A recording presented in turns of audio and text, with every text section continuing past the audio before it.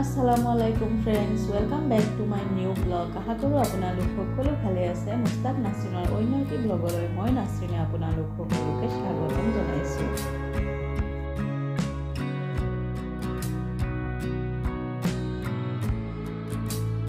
আজি মই আহি গৈছোঁ খুৰীহঁতৰ লাও চাঙৰ পৰা কেইটামান লাও পাত ছিঙিবলৈ। লাও পাত আৰু লগতে কেইটামান কোমোৰা পাতো ছিঙি ল'ম। কি বনাই আছোঁ ভিডিঅ'টো শেষলৈকে চাই থাকিব। আশা কৰোঁ আপোনালোকৰ ভাল লাগিব।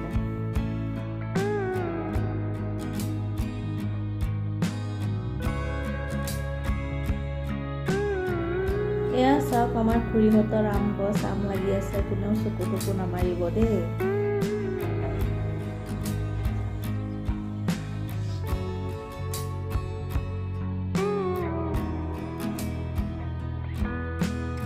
এতিয়া আহি গৈছোঁ পাকঘৰত আৰু আম্মাই বনাই আছে আজি ছাগলীৰ মাংস। এয়া চাওক ছাগলীৰ মাংসখিনি প্ৰথমে মছলা, নিমখ, তেল এইখিনি ভালদৰে সানি লৈ অলপ সময় থৈ দিব। তাৰপিছত কেনেকৈ বনাই আছে আপোনালোকক দেখাই আছোঁ ৰ'ব।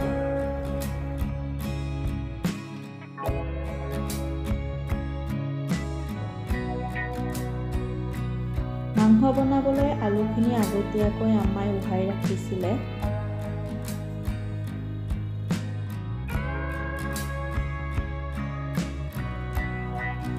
এয়া চাওক গৰম তেলত প্ৰথমে মাংসখিনি ভাজি লৈ কেনেকৈ বনাই আছে মই দেখাই দিছোঁ আপোনালোকক।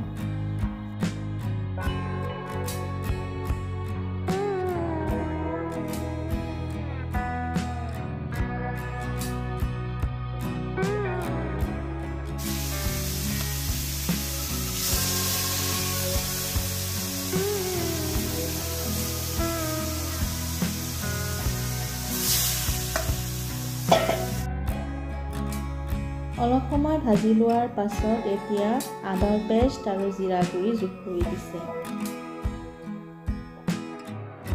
এইবাৰ উহাই থোৱা আলুখিনিও যোগ কৰি দিছে।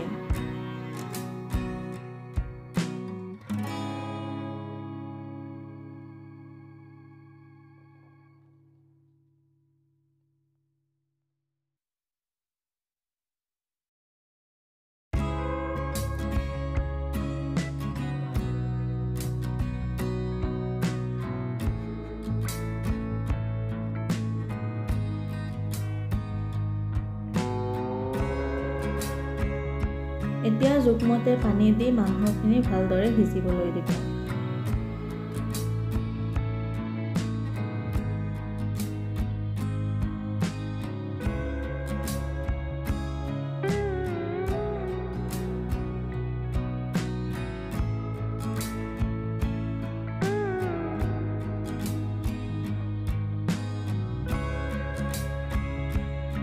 ৰেডি হৈ গ'ল মাংসৰ জোল আৰু ইফালে আছে ৰঙালাওৰ আগ ভাজি আৰু লগত আছে মচুৰ দাইল কেঁচা আমৰ লগত। এতিয়া ভাতখিনি খাই লওঁ।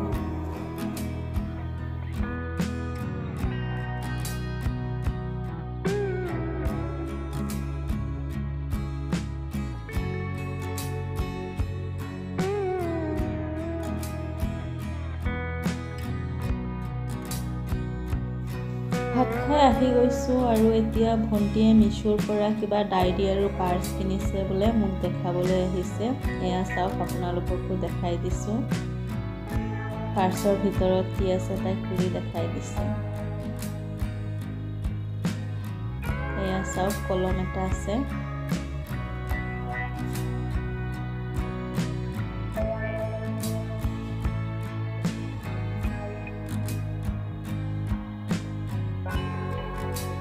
আৰু এইখন হৈছে ডায়েৰী।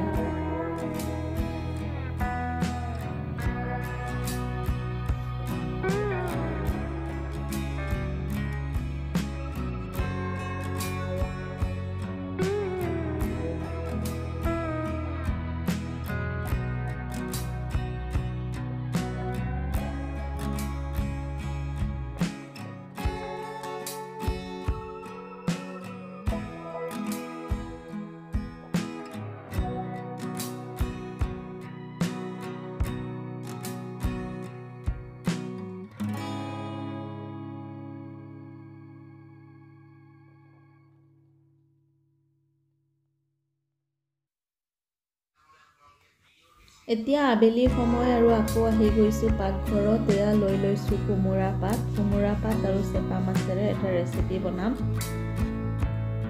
এয়া চাওক, আমাই 3 খিলাকৈ কোমোৰা পাত তেনেকৈ ভাজ দি লৈছে। 3 খিলাকৈ জাপি লৈছে প্ৰথমে।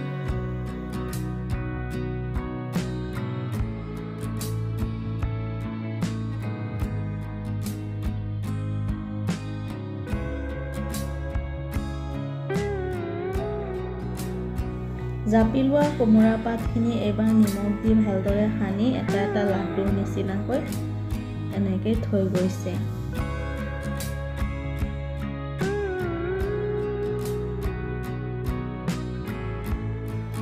এইবাৰ এটা টোপোলা খুলি পৰিষ্কাৰ পানীৰে ভালদৰে ধুই লৈছে। পাতখিনি ধুই লোৱাৰ লগতে কিন্তু আপোনালোকে পানীখিনিও ভালদৰে নিগৰাই ল'ব, নহ'লে ৰেচিপিটো ভাল নহ'ব।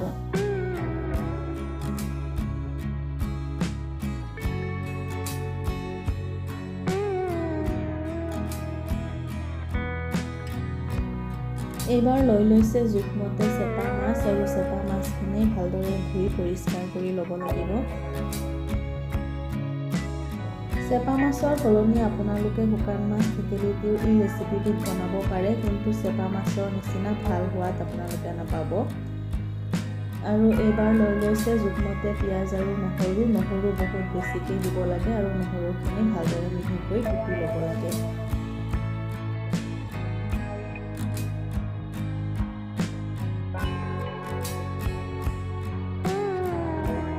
চেপা মাছ পিঁয়াজ নহৰুৰ লগত এইবাৰ আমাই যোগ কৰি দিছে জোখমতে জলকীয়া গুড়ি, হালধি গুড়ি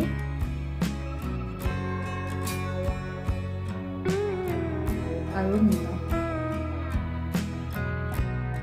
কেৰাহীত তেল গৰম কৰি লৈ এইবাৰ পুৰখিনি ৰেডি কৰি ল'ব।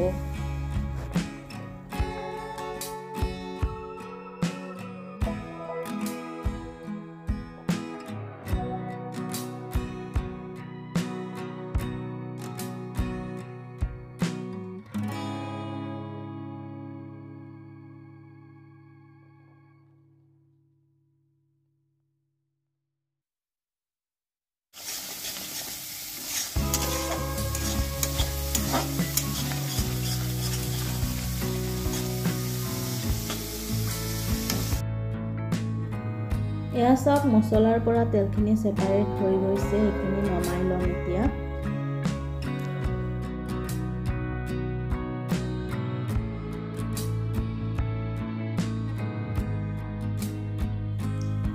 এইবাৰ কোমোৰা পাতৰ ভিতৰত পুৰখিনি ভৰাই ল'ব লাগিব। এই পুৰখিনি যে আপোনালোকে পাতত নিদিয়াকৈও ভাতৰ লগত এনেকৈও খাব পাৰে।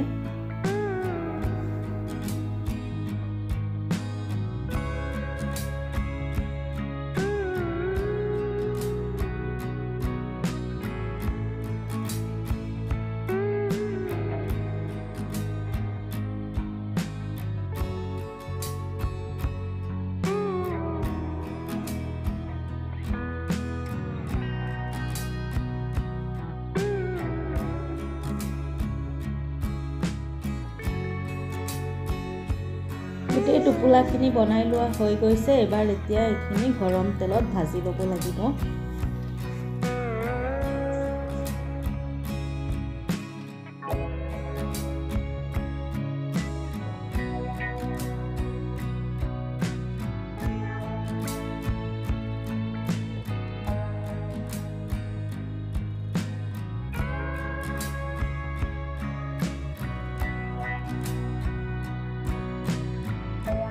এইখিনিতে এটা সৰু ৰিকুৱেষ্ট কৰি থওঁ, যদি ভিডিঅ'টো চাই ভাল লাগে তেনেহ'লে লাইক কৰিব, শ্বেয়াৰ কৰিব আৰু মোৰ চেনেলটো ছাবস্ক্ৰাইব কৰিব, এনেকুৱা নতুন ভিডিঅ' আগলৈ পাই থাকিবৰ বাবে।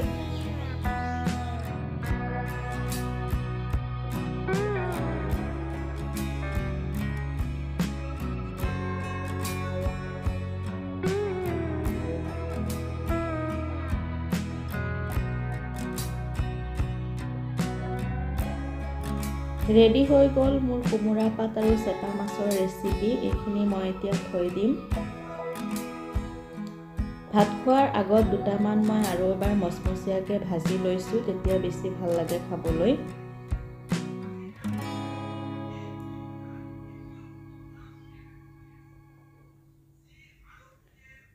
লগত আছে এয়া ডাঙৰ মিছা মাছ আলু বিলাহীৰে জোল। ভিডিঅ'টো শেষলৈকে চোৱাৰ বাবে আপোনালোক সকলোকে বহুত বহুত ধন্যবাদ। লগ পাম অন্য এটা নতুন ভিডিঅ'ৰ সৈতে।